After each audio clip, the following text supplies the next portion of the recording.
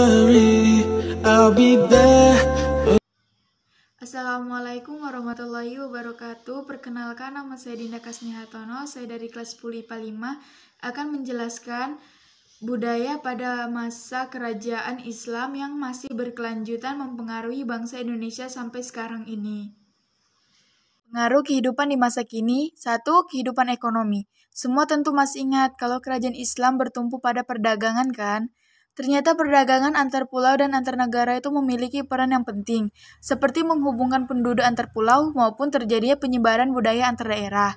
Selain kedua hal di atas, pelabuhan yang dulu menjadi tempat berdagang masih ada yang digunakan. Lokasi tersebut masih digunakan karena merupakan lokasi strategis untuk berdagang. Bahasa Melayu menjadi bahasa yang tumbuh berkembang sejalan dengan penyebaran Islam serta pelayaran dan perdagangan di Nusantara. Bahasa Melayu sebagai bahasa pergaulan antar suku bangsa sehingga disebut lingua franca.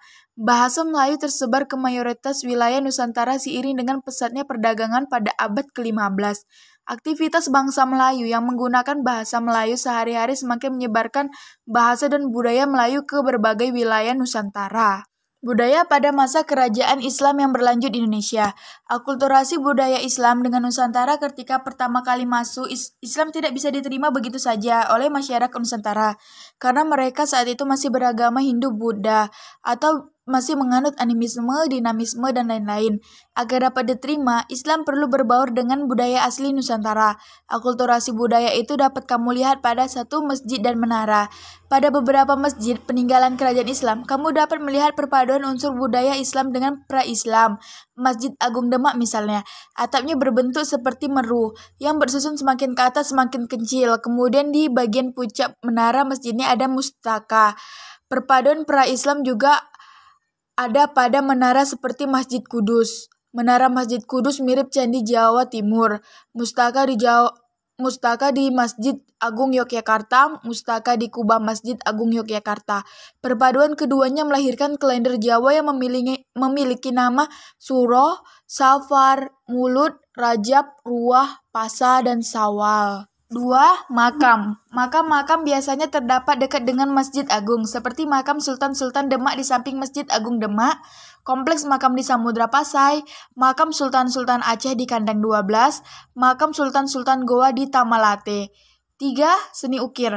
Pada masa Islam, mulai berkembang seni-seni kaligrafi. Ini disebabkan karena seni ukir patung kurang berkembang karena adanya ajaran yang tidak boleh menggambar manusia atau hewan. Sampai saat ini kamu masih bisa menemukan seni kaligrafi di banyak tempat. 4. Aksara dan sastra.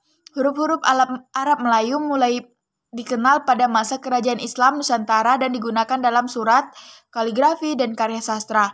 Pengaruh Persia sudah cukup kuat pada bidang sastra seperti cerita tentang Amir Hamzah, Bayan Budiman, dan cerita 1001 Malam. Ada 4 macam seni sastra masa Islam, yaitu A. Hikayat. Hikayat adalah karya sastra lama Melayu berbentuk prosa berisi cerita, peraturan, dan silsilah bersifat rekaan, keagamaan, historis, maupun biografis. Contohnya Hikayat Raja-Raja Pasai dan Hikayat Iskandar Zulkarnain. B. Babat.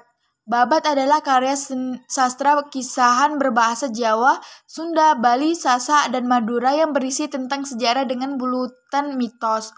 Contohnya Babat Tanah Jawi dan Babat Cirebon. C. Suluk. Suluk yaitu kitab-kitab tentang tasawuf. Contohnya Suluk Sukarsa dan Suluk Wujil.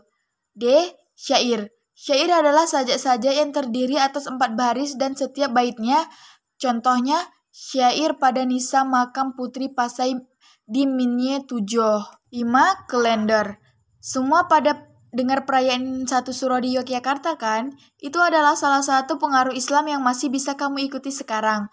Akulturasi budaya pada perayaan tersebut berawal dari penyampuran kalender Saka dengan kalender Islam yang akhirnya melahirkan kalender Jawa.